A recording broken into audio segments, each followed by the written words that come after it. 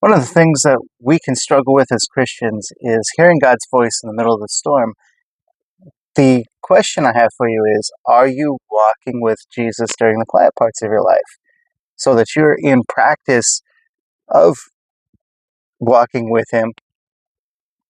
And with that practice, you can hear His voice in the middle of the storm. Without it, you can't, because you're out of practice. You don't know how to do it. You don't know how to listen. We know in Scripture that God's voice is a still small voice. It didn't come in the earthquake. It didn't come in the tornado. It didn't come in the raging fire. It came as a still small whisper that Elijah had to cover up his cloak, get to the mouth of the cave that he was hiding out in, and take the time to listen closely to.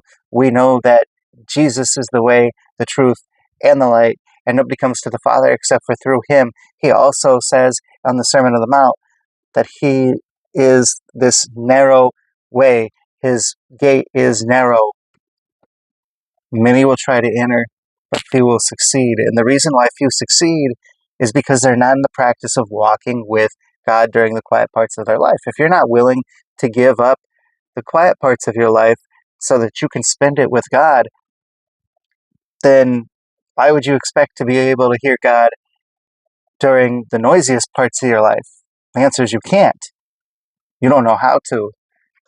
And will God be with you in those parts? Yes, absolutely, because He promises He will be. But you're not going to be able to hear Him. Your ears aren't tuned to it. And if we consider what Moses said when he was in the wilderness with the Israelites, shortly after the golden calf was destroyed, God says, these people are wicked, and my presence can no longer be with them, and you guys are going to have to find out your own way. And keep in mind, I'm paraphrasing. Moses' response is, if your presence isn't going to go before us, we're not leaving. And God says, okay, I will go before you, and you can lead and follow, but I can't be in the camp anymore, because if I'm in the camp, I'm going to destroy it. Because the only person in that camp that was in practice of hearing God and walking with Him on a normal basis was Moses.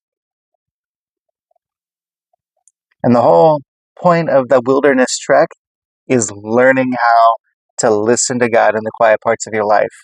That's why Jesus went out to the wilderness to spend time with God, so that He could learn how to listen to God, so that when He went through the greatest storms in all of history, He could walk through faithfully.